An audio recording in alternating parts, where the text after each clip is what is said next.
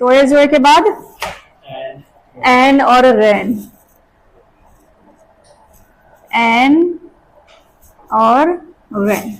देखिए एन और रैन ये जो पूरा वाला शक्ल है ये कहाँ लगेगा, किसी भी शब्द के लास्ट में लगेगा, ठीक है। और इसका जो हाफ होगा दोनों का वो कहाँ लगेगा, शुरू में अ की आवाज आए तब लगेगा।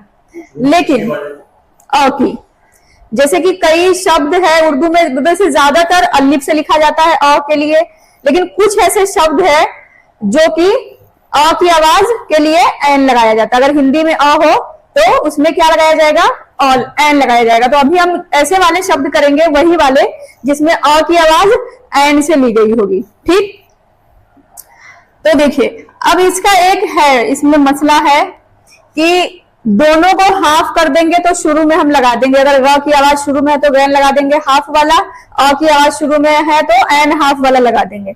लेकिन इसको बीच में जोड़ने के लिए ना ये जो हाफ वाला शक्ल है ये जुड़ता नहीं है, मतलब कि आप इसके साथ किसी को जोड़े तो शक्ल अच्छी नहीं बनेगी, पता नहीं लगेगा कि एन है या कुछ और ही बन जाएगा, शक्ल कुछ और हो जाता है, ठीक है। तो इसके लिए क्या किया जाता है कि इसकी शक्ल को चेंज कर दी जाती है। अब इसकी शक्ल कैसे चेंज कर दी जाएगी, ऐसी वाली हो जाएगी। अब इसके आगे भी कोई हर्फ जुड़ा होगा, इसके पीछे भी कोई हर्फ जुड़ा होगा, अगर इसी के ऊपर आप नुक्ता लगा देंगे तो क्या बन जाएगा, रैन।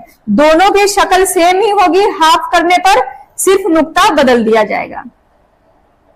अब इसको, इसकी शक्ल को चेंज क्यों कर दी है बताइए, एन और रैन की जोड़ने के लिए, क्योंकि बीच में ना ये जो हाफ वाली शक्ल है जोड़ने में इसमें प्रॉब्लम आती है, ये जोड़ने के बाद आपको कुछ और ही लगेगा, पता नहीं चलेगा एन रैन का। तो क्या करेंगे, इसकी शक्ल को हम चेंज कर देते हैं, इसके पहले भी कुछ जुड़ा होगा, इसके बाद में भी कोई ना कोई हर्फ जुड़ा होगा।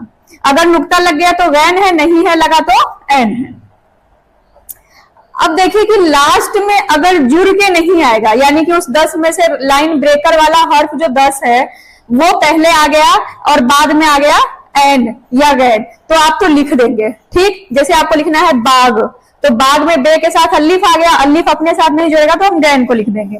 आपको लिखना है दाग, तो दाल के साथ अलिफ आ गया, गैन आप लास्ट में अलिफ नहीं जोड़ रहा है तो गैन आप पूरा पूरा ये वाला लिख देंगे। लेकिन अगर पहला हर्फ जो गैन के आगे वाला हर्फ है, ये एन के आगे वाला हर्फ है, वो जुड़ रहा है, तब आपको फिर से शक्ल चेंज करनी पड़ेगी, ये वाली, क्योंकि इसके पहले वाला इसके साथ जुड़ रहा है। अगर नहीं जुड़ रहा है तो आपको पुराना वाला लगाना है लास्ट में, अगर जुड़ेगा तो नया वाला लगाना है, नया शक्ल तैयार करना है, ठीक है। उसकी एन और गैन की शक्ल को चेंज